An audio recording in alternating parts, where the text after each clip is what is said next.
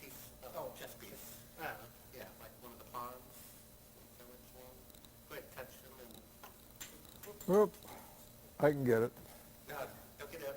Okay. Let's move left. Is that the one or is this the one? Or is this the one?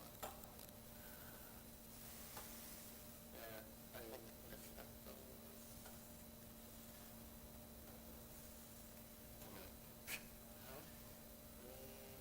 Okay, King's Pawn Diagonal. I think that one.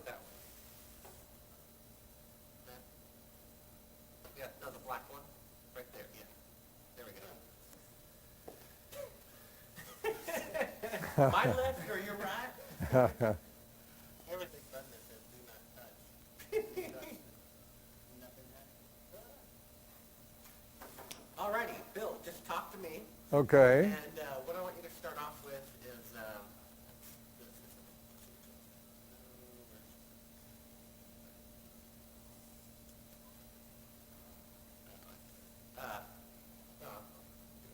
yeah. So let's see. I guess we'll start off here, and go ahead, just talk to me whenever you're ready. Okay. My name is Bill Kaysing, and I was born in Chicago, Illinois, and I grew up in California.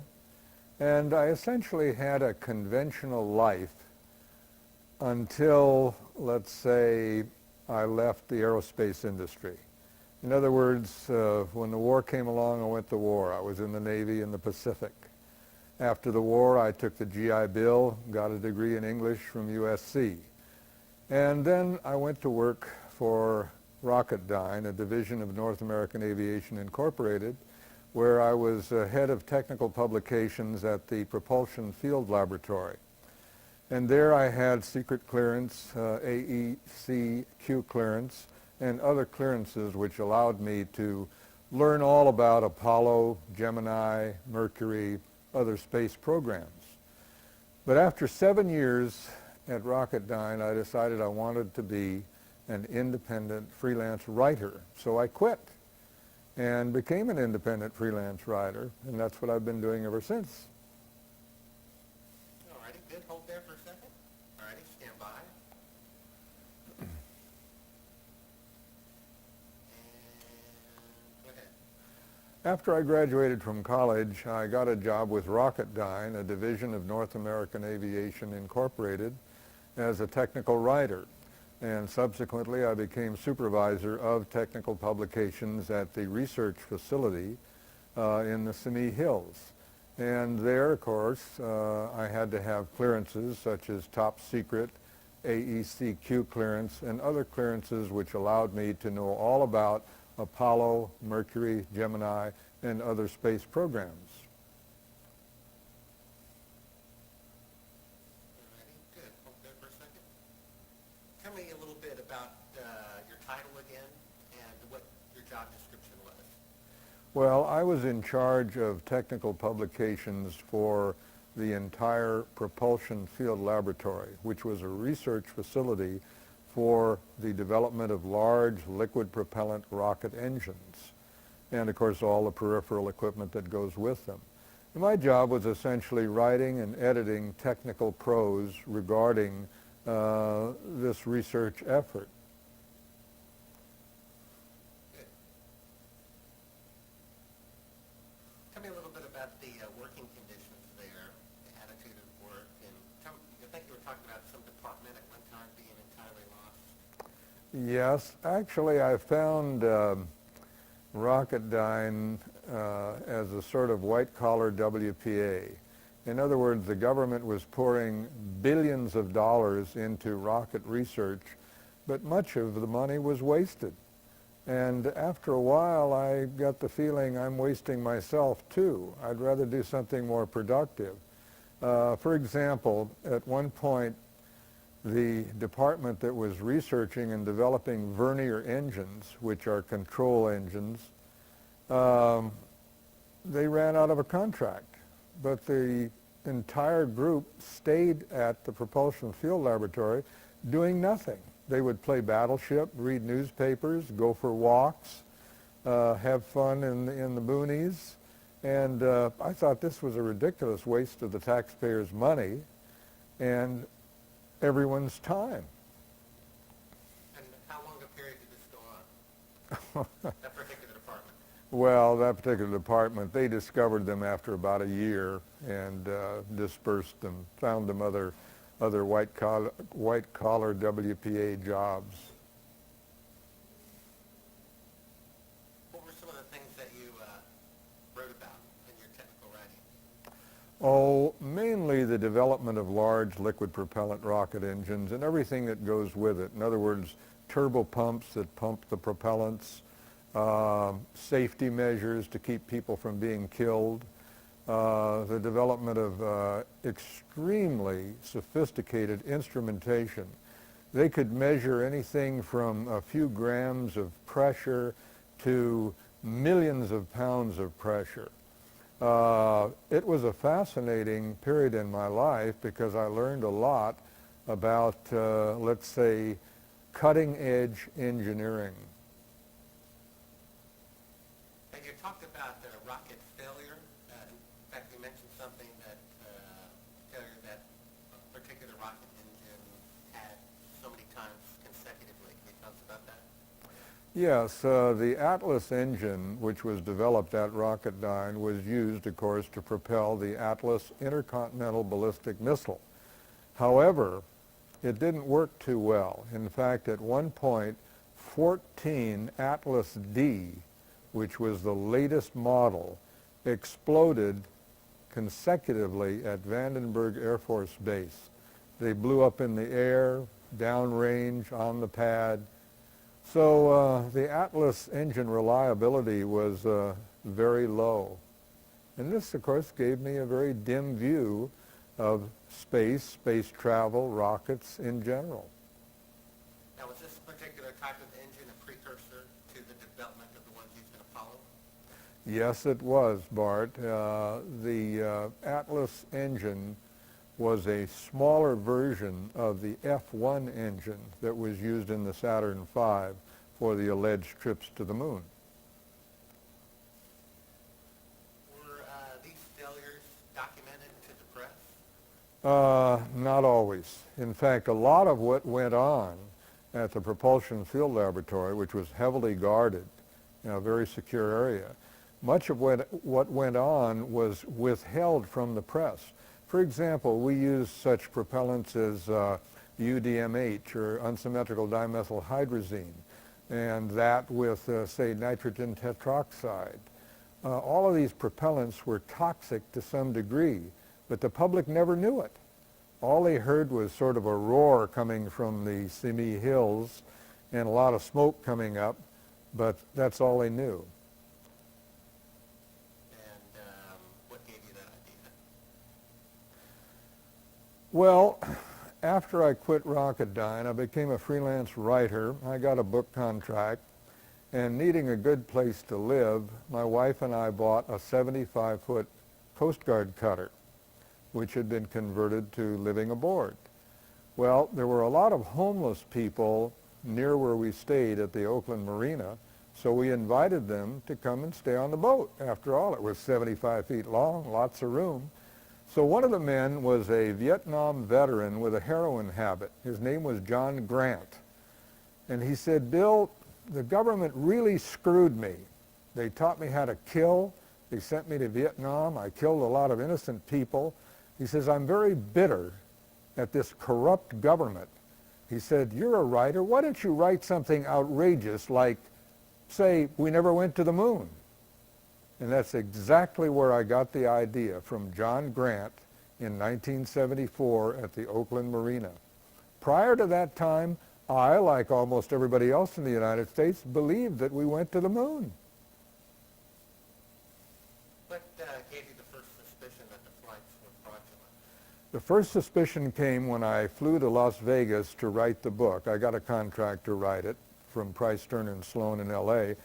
So I went to Vegas, where they have a large NASA library, and I picked up one of the books, and it told about a man named Thomas Ronald Barron.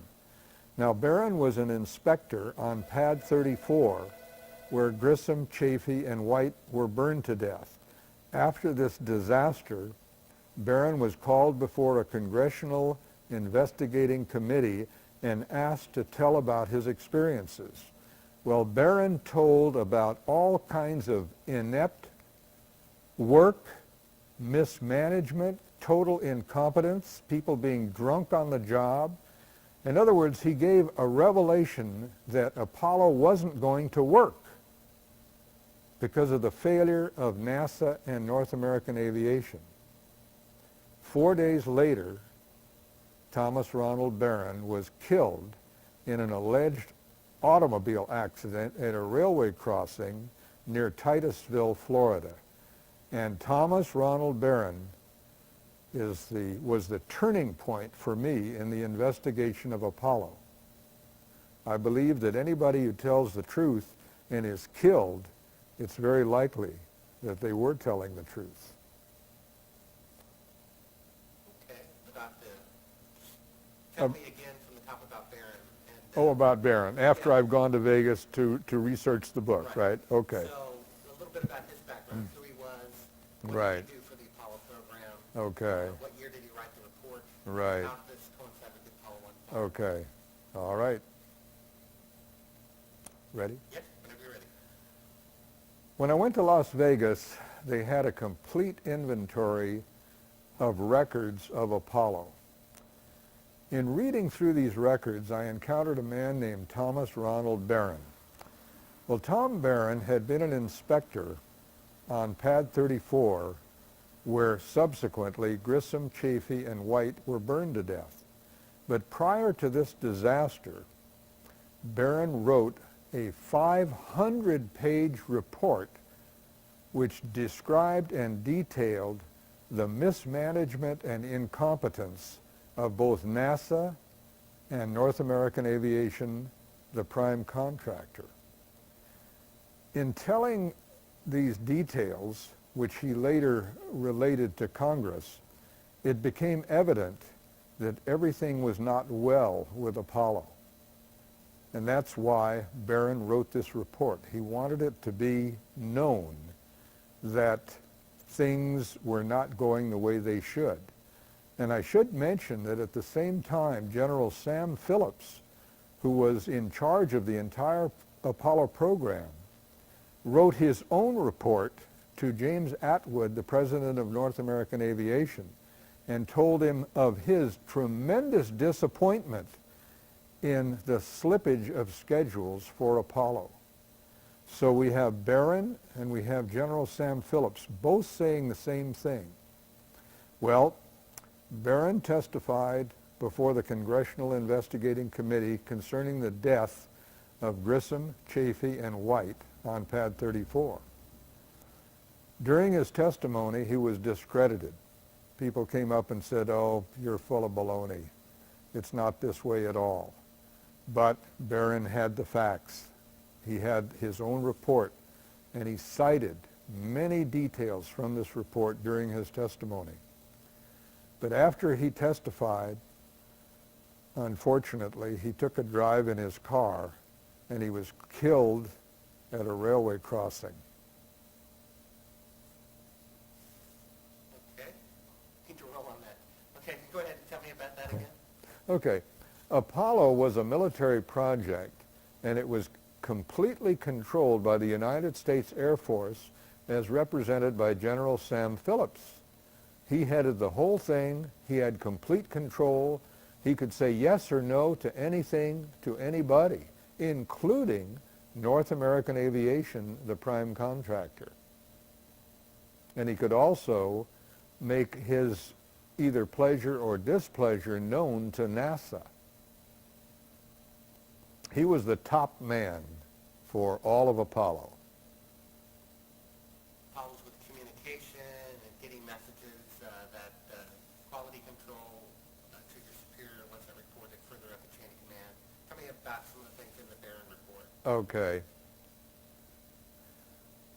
The Barron report detailed such things as employee incompetence, employee drinking on the job, employee not abiding by safety regulations. He also described how certain parts which should have been cleaned before they were installed were not cleaned. In general, what Barron was trying to say is that the work on pad 34, which he was inspecting, was actually done by a bunch of, I'll say it, hoodlums, people who cared less about what they were doing than their paychecks every Friday. He made this very clear in his 500-page report. Tell us again the point from where he testified to Congress and then described 4 days later the same event one more time for me. The Congressional Investigating Committee called Tom Barron to the stand to have him testify about what he knew concerning the death of Grissom, Chafee, and White. During his testimony, he was discredited by a number of different people. Apparently, they wanted to shoot Barron down, to discredit him as though what he was saying was not true. But obviously, what he was saying was true, because everything he wrote in his technical reports was corroborated and embellished by General Sam Phillips. And of course, after he testified, he went for a drive in his car, and he was killed at a railway crossing with his wife. Tell us that one more time and mention that that 4 days, start with 4 days later after Congress. Okay. Mention that his car stalled. That it was found Yeah, stalled. okay. 4 days after Thomas Ronald Barron testified before the Congressional Investigating Committee, he took a drive with his wife and stalled at a railway crossing. The train came through, and he and his wife were both killed. And I should add that despite Florida law, he was not autopsied, nor was his wife. They were both promptly cremated, and that was the end of that story. Okay. Now, it was him who claimed that the Apollo 1 astronauts tried to get out of the capsule about 5 minutes before the fire Yes. became fatal. Tell me a little bit about that. Well, according to Barron, he talked to a man named Marvin Holmberg, Holmburg. According to Holmberg, the men in the capsule who were doomed tried to get out of the capsule 5 minutes before it caught on fire and burned them all to death. But interestingly, when Barron was testifying, Holmberg was also called in, and he denied ever telling Barron this story about the astronauts trying to get out 5 minutes before the fire killed them. Twice out of 3 times.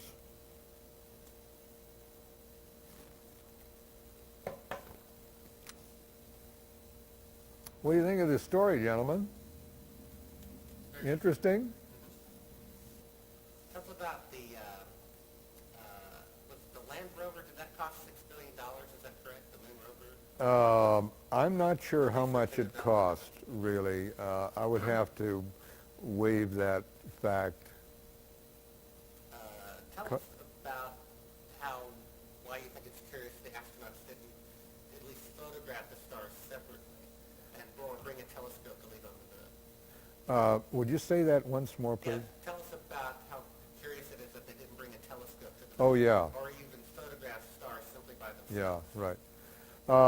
One of the strongest pieces of evidence that men have never landed on the moon is the fact that they never discussed stars, they never took photographs of stars, even though any astronomer will tell you that the sight of the celestial heavens from the surface of the moon by astronauts would have been breathtaking, overwhelming, and certainly would have evoked a tremendous response on the part of any human being on the moon. Now, what I have to ask is, why didn't the astronauts take a telescopic camera to the moon and take pictures of Saturn, Venus, Mars, the galaxies? They could have gotten pictures of the stars that are impossible to get on Earth because of the atmospheric interference.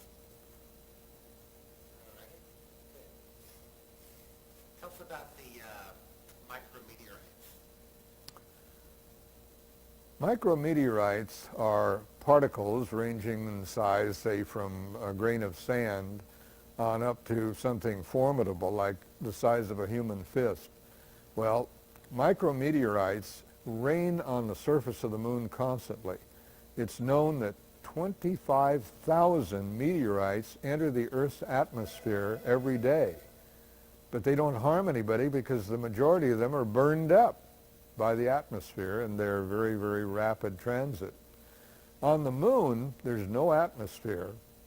The meteorites rain down on everything, on anybody who happens to be there, any equipment on the surface. Had astronauts gone to the moon, they would have been pelted and pierced by micrometeorites traveling up to 30,000 miles per hour. One wonders why they were able to get such perfect photographs on the moon when obviously micrometeorites could have gone right through the Hasselblad cameras and the film. Good. Let's talk a little bit about the radiation outside the Van Allen radiation belt. You know, Bart, I really know so little about that. Renee is such an expert that I'll beg off on that point because I know little or nothing about the radiation in space, but he has it down absolutely cold. Tell us about what about the air conditioning in the lunar module? Oh, yeah. Well, I can talk about that. Okay. The lunar module on the moon was assailed by sunlight unobstructed by any atmosphere. The surface of the moon, when the sun is shining on it, is about 250 degrees Fahrenheit.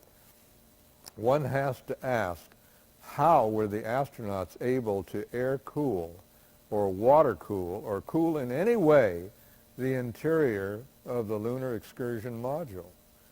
They only had batteries, and batteries run down very quickly when they're running air conditioning equipment.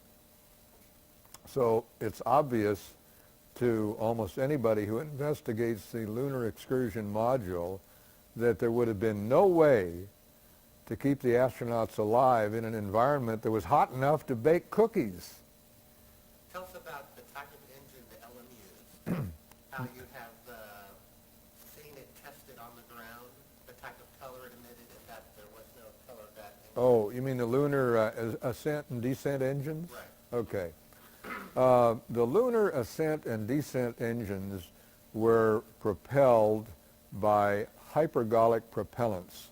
And that means that propellants which, when they are mixed, ignite spontaneously. Now, these two propellants produce a very hot red gas. I've seen them tested at Rocketdyne many times. In photographs taken on the moon, there is practically no visible gas being emitted from the ascent engine when it takes off, nor is there any indication when they are descending that there is this cloud of red gas underneath the lunar excursion module. Tell us about the sound, for example, the descent and ascent engine make. The sounds of engines run up in excess of 150 decibels. This is far beyond the capability of anybody to converse when you have sound at that high level. Now, the engines inside the lunar module, both the descent engine and the ascent engine, emitted this type of noise. And yet, in broadcasts from the moon, we hear the astronauts conversing in a normal tone of voice and saying things like, "quiet ride." Now, what about the engine and the fact that it left no crater under the landing? One of the strongest pieces of evidence that no one has ever landed on the moon is the fact that underneath the lunar module, underneath the engine cone, the jet nozzle, there is no crater. And yet in all of the drawings done by NASA artists prior to Apollo, they show a tremendous crater being gouged out by this 10,000 pound thrust jet engine of the lunar descent module. I would say that the strongest piece of evidence, other than the stars, is the fact that there is no disturbance underneath the lunar excursion module upon its landing. Tell us about, if it were fake, why they deleted mentioning of stars as photographic centers. What was the reason behind that? Well, the reason they couldn't mention stars or take photographs of stars is that the astronomy buffs at Vanderbilt or Harvard or UCSC would have found the errors instantly. Okay, fine.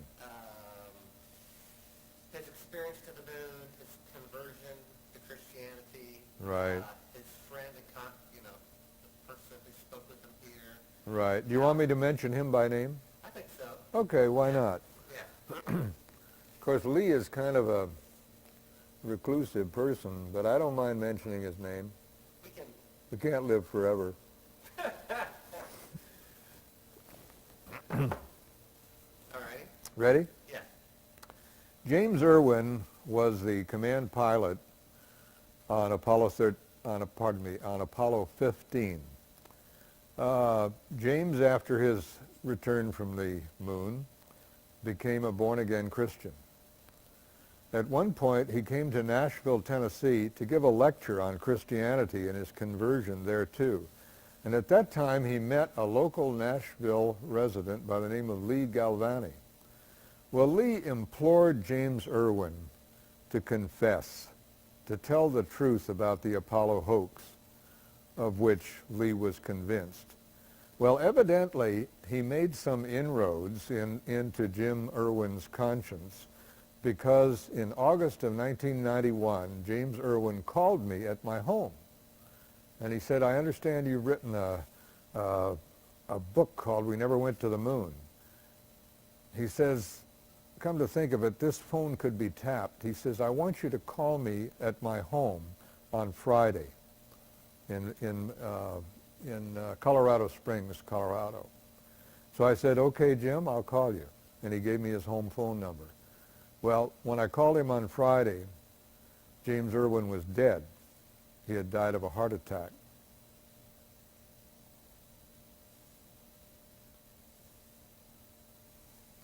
Tell me about the pilot who phoned in one of your guest appearances on the talk radio program. Oh, sure. I was doing a radio show, and an airlines pilot called in, and he says, Bill, I think you're right, because I was flying non-stop from San Francisco to Tokyo, and I saw a C-5A cargo plane drop a capsule out of the cargo hold. The orange parachutes came open, and the capsule descended toward the ocean. And even though we were traveling about 550 knots, we were able to track and see the parachutes and the capsule descending at a time when the astronauts were allegedly coming back from the moon. He says, I can't give you my name or my airline company because I need my job. Yeah, let's just tell us that story one more time from the top. Sure. And go ahead. While I was on a radio show concerning Apollo, an airline pilot called me and he said, Bill, I think you're right, because while I was traveling from San Francisco to Tokyo, we saw a C-5A drop a capsule out of its cargo hold. The three orange parachutes opened, and it descended toward the ocean. And even though we were traveling at about 550 knots, we followed this descent as long as we could. Now tell us about the steam or lack of steam after. Okay. How hot it would be, why it would be hot. Okay. When the command capsule returns to Earth, the atmosphere causes it to become red hot due to friction at high speed. Well, when a command capsule strikes an ocean, which is about 50 degrees Fahrenheit, this red hot capsule should have turned a large volume of seawater into steam instantly. Just like when you pour water into a hot pot on the stove, it immediately, it's called flashing into steam. But in all of the photographs showing the capsule hitting the water, there's no indication whatsoever of any steam, of any indication that the capsule was really red hot. A newspaper clipping or something? Uh, Reporting? I have sent for a copy of the December 8th Mercury News, which should contain the story of the KOME bombing. And if I don't get it from them, I'll try and get it from the FCC. Okay. Let's start this off with in 19 whatever the year was that you wrote the book, and subsequently, Yeah, okay, fine. and go ahead. The first edition of We Never Went to the Moon came out in 1975 in the spring, and copies were distributed through the media, and I began getting telephone calls from all over the United States wanting interviews. And I did perhaps 100, maybe 150 radio and television, telephone, and personal appearances regarding my book. Well, on December 7th, 1975, I was invited to discuss my book at radio station KOME in San Jose, California. The moderator or talk show host was Victor Bach. About halfway through the broadcast, the engineer came into the control room, or the room where we were giving our information, and he said, "We're off the air." Subsequent investigation indicated that someone in a helicopter had dropped napalm on the KOME transmitter in the Gilroy Hills, causing $250,000 worth of damage and effectively cutting off the station from the air for 3 days. Well, police came to the station and offered us police protection because callers into the station said, "What happened to you? You had this fellow on about we never went to the moon, and suddenly your radio station goes off the air." So to me, this was the first real-life indication that there was somebody that didn't want me to tell this story. Now remind me, who is Bob Edwards? I have that written down, or? Sure. Okay. Bob Edwards is a graduate of Stanford. He has a degree in communications. And he called me up a year ago and said, "Bill, I'd like to do a tape for my master's degree in communications." So he came over to my home and filmed me in 16 millimeter color film for several hours, took it back and made a videotape.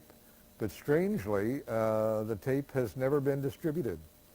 And Bob seems reluctant to discuss it. Now, which NASA records are considered to be not classified but not available? All of the records concerning Apollo are not classified, and yet they are unavailable to the public. One has to ask why. What do these records contain? Say again. What would these records contain? Oh, they would contain a wealth of information on, say, launch speed, scheduling, timing, problems, temperatures on the moon, temperatures in space, the performance of all of the major engine components, verniers, instrumentation readings. I mean, there would be literally thousands of pages of data on Apollo that actually investigators need to prove one way or another whether we really went to the moon. Now, tell us about the Soviet space program and why you think they never sent a manned mission to the moon. In 1959, I was working with advanced research at Rocketdyne, and their own studies proved that radiation levels on the moon were lethal. This corroborated Russian research. The Russians claimed that for a man to survive on the moon with the radiation emitted from solar and cosmic sources, he would have to be shielded by 4 feet of solid lead. At that time, advanced research at Rocketdyne made a statistical analysis of the likelihood that we could go to the moon and come back, and the likelihood was something like 1 chance in 10,000. Do you have this, by the way, this report in writing or a copy of it? This report can be obtained, and I will try to obtain it for you. Okay. Let me make a note of that. I'll tell you, Bart, he doesn't have any direct connection with this project. Bob is a PhD with a doctorate from Caltech, summa cum laude, the most brilliant physicist I've ever met. But he has, let's say, mixed feelings about Apollo. Tell us about the man Hindman. The man who? Hindman, who came to visit you? Oh, yeah, Hindman, yeah. Yeah, go ahead. Shortly after I publicized the Moon book on radio and television, a man came to my condo in Santa Cruz claiming to be from the Manned Space Center in Houston. And he said, Bill, I work for the Space Center, but I don't want to work for them if they're a bunch of liars. He says, can you give me any documented evidence that we've never gone to the moon? He says, if I know that we haven't gone to the moon, I'm going to quit. And actually, he was very diffident, quite shy. He brought his mother with him. And I gave him a few pieces of paper, and I told him, frankly, I don't have anything that isn't available to any other U.S. citizen. And he left. Subsequently, I learned that Hindman was a direct employee of Neil Armstrong. Tell us a little bit about the Tetra satellite. In 1969, in the spring, a satellite called Tetra, T-E-T-R-A, was launched to simulate radio transmission from the moon. It circled the Earth, it emitted these radio signals, and people on Earth could receive them, and of course, let's say erroneously believe that they came from the moon. So I think that your viewers can conclude what the real purpose of the Tetra satellite was. Tell us that again from the top. Of mentioned that it was launched, as a training exercise, part of Apollo. Okay, That's right. why it did what it did. All right. As part of the training phase of Apollo, they launched what was called the Tetra satellite, T-E-T-R-A. This satellite emitted signals as though they were coming from the moon. Now, was this voice and data, both, or what? You mean what type of signals? Yeah, was it voice, data as well? Well, it apparently was designed to emit any type of signal that they wanted to emit. It would be somewhat like a radar transponder.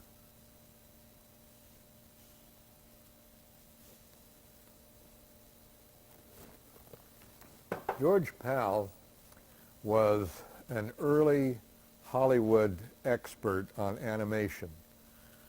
When they created the film Voyage to the Moon, they called on him to present the story in as realistic a fashion as he could, using combined animation and, of course, real characters. Well, his film was very successful. People loved it, and it told the story of how rockets might be launched and land on the moon. The interesting thing is, the one thing he was not able to simulate correctly were the presence of stars. And the film is available from some of your video rental places, and I highly recommend your viewers to see it. Tell us about Bill Wood, how you came in contact with each other, in particular what he said about the types of emission and that potentially a different type of rocket was used. Right. And start from there, yeah. Okay. Bill Wood is a rocket scientist. He's been in the business for 25 years. He bought a copy of my book and read it, and then he came to see me, which did surprise me a little bit because most people don't visit me because I have a fairly low profile. But Bill and I became friends, and it turns out that he had done his own investigation of Apollo for many years, and he found my book very interesting. Well, one point that Bill brought out was that the Saturn V vehicle using 5 F1 engines really was not the configuration that was shown in films of the Saturn V leaving for the moon. Instead, it's Bill's contention that they used less powerful engines and simply added fuel to the jet stream to make it appear as though the Saturn V was using 5 F1 engines. Now, what was the reason for this? Well, the reason was that the F1 engine, which was tested at Edwards Air Force Base, suffered from a problem in large liquid rocket propellant engines of combustion instability.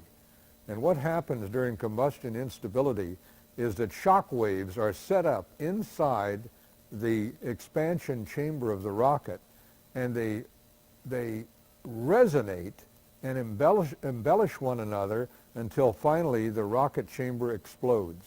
And this was the big problem with both Atlas and with F1 engines.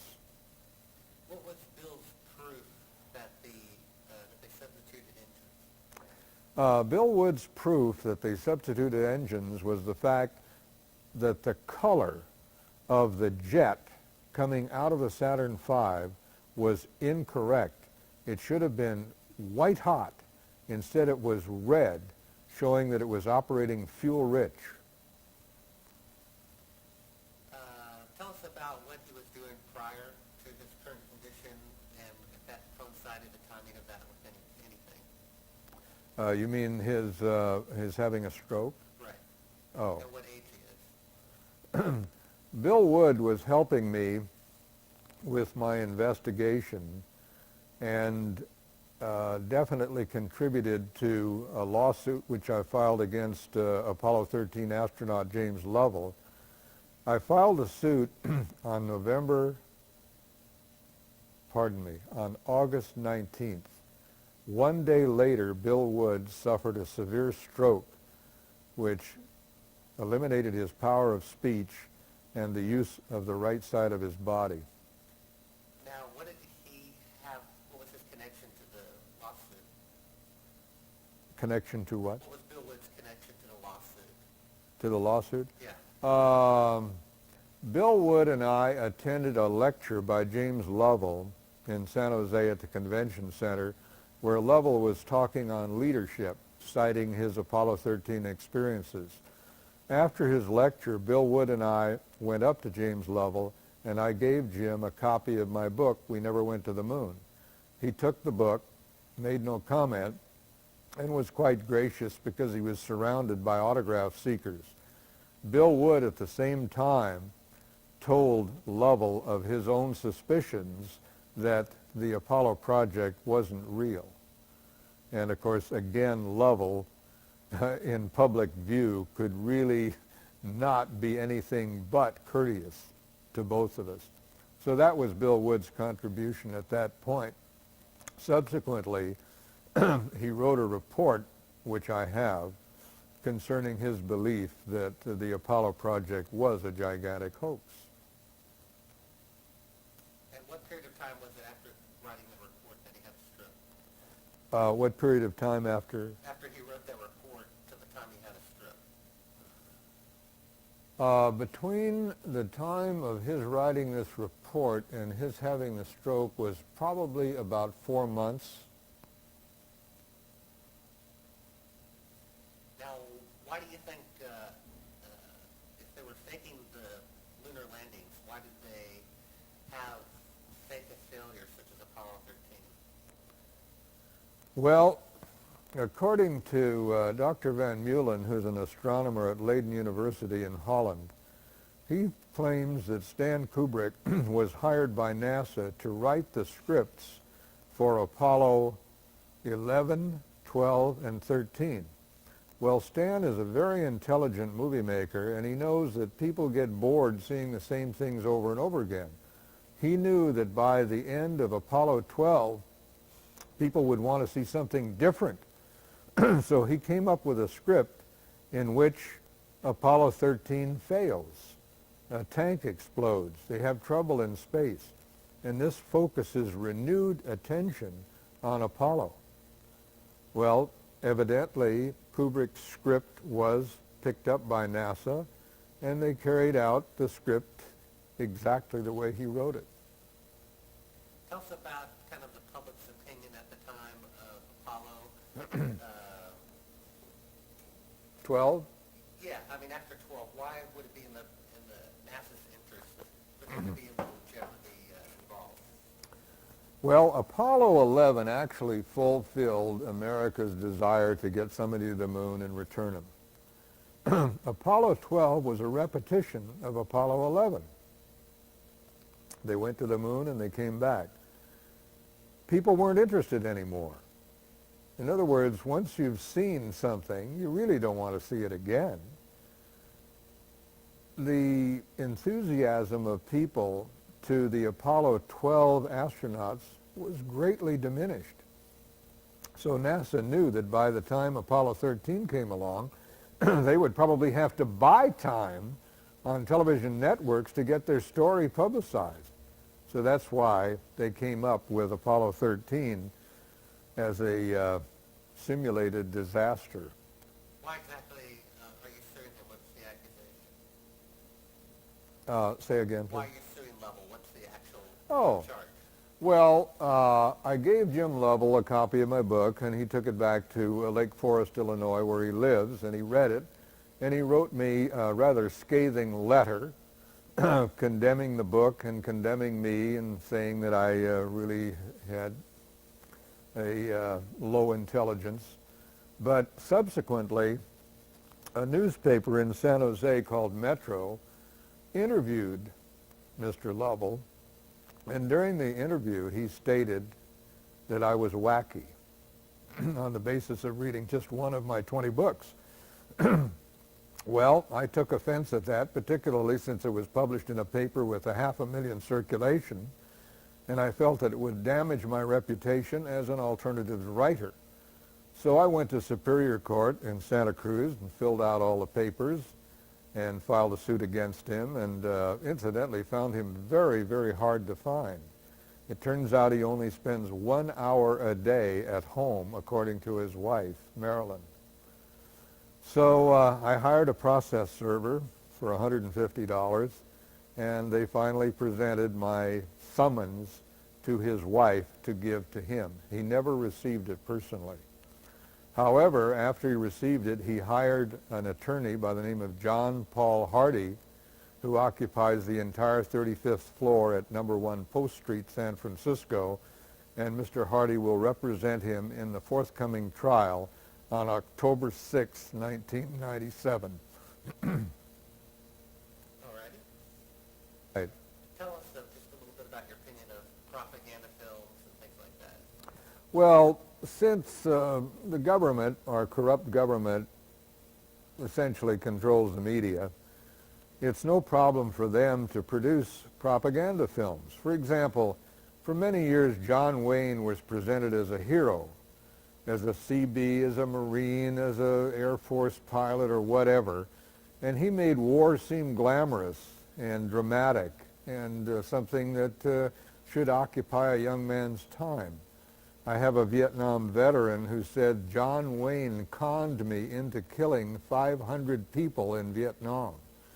So what we're confronted with is a propaganda machine beyond comprehension and well-funded. During World War I, they produced films showing German soldiers spearing Belgian babies. And I might point out that National Geographic magazine picked this up and actually had presentations on this subject. And interestingly, National Geographic was one of the prime media to present photographs of astronauts cavorting on the moon. So to summarize, what American citizens are confronted with is this enormous propaganda machine.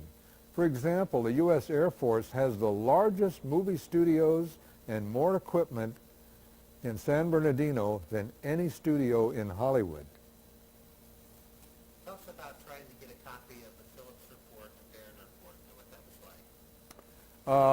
like. In attempting to find copies of the 500-page Barron report, I met with a complete blank wall. NASA, North American Aviation all claimed that they didn't have the report and they didn't know where to find it. Fortunately, Senator Alan Cranston of California was able to get for me the 50-page Barron report, which I have, and the 500-page General Sam Phillips report, which I have. And if your viewers are interested, I'd be delighted to send them copies for simply the cost of copying them. How did you find these reports? Well, these reports were essentially part of the NASA records. NASA admitted that Barron did write two reports, one 50 pages and one 500 pages. So I sought both of them, but was able to find one of them. They also mentioned General Sam Phillips' 500-page report, which was sent to President Jim Atwood at North American Aviation. And incidentally, Jim Atwood denied ever receiving the report. Tell us about the transcript that you got of Barron's congressional testimony. The transcript of his testimony comes directly from a NASA historical record, and this is available to the public. The nearest source of this would be the library at the University of Nevada in Las Vegas. Tell us about Gus Grissom's doubts about the Apollo space program.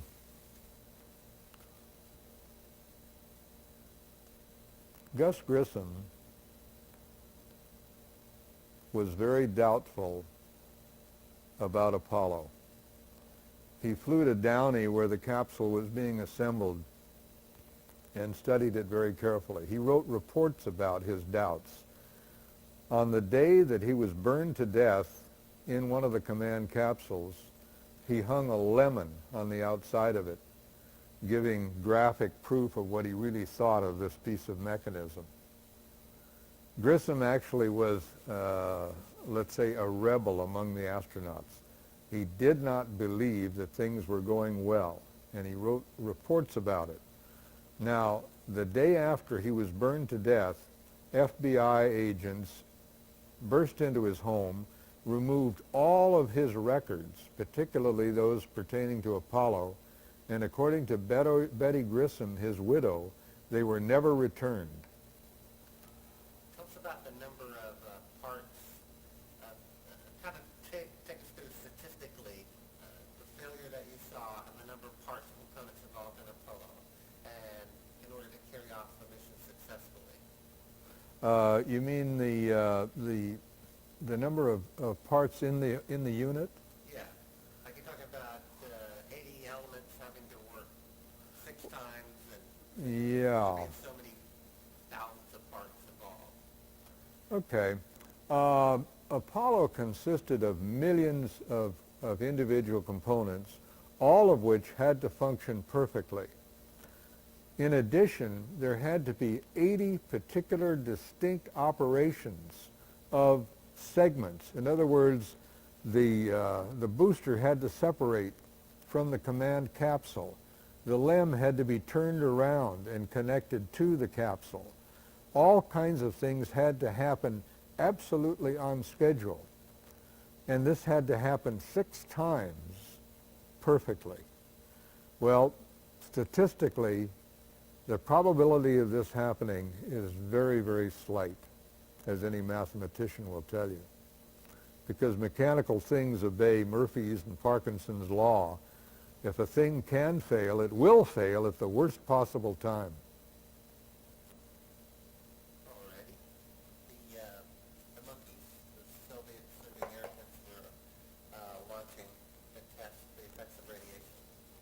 Could we leave that to Renee, because he knows that the monkey business and the radiation.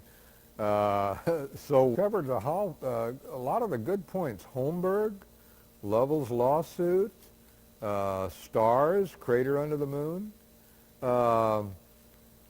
We would have to, let's say, dilute the presentation if we went into some, well, do you want to go into death threats? Obviously those can come with your... I got lots of those. Say that again? I threw them in the trash. Oh. Tell me what you just said again. You really want to record it? Sure. Right after I came out with the book, I used to get death threats. These were letters with skull and crossbones, and they'd say, "Hey, you commie pinko fink, either lay off of the Apollo hoax or we're going to come and get you." Tell us a little bit more about some of the photographs and other anomalies in the photographs. Well, I would say the major anomaly in Apollo photography is the fact that they take pictures of the Earth from the moon, and they could have very easily changed film and stopped down the camera or gave it a longer exposure and taken marvelous pictures of the heavens, particularly of things like Saturn with its rings and Jupiter with its 6 moons. Would have been marvelous.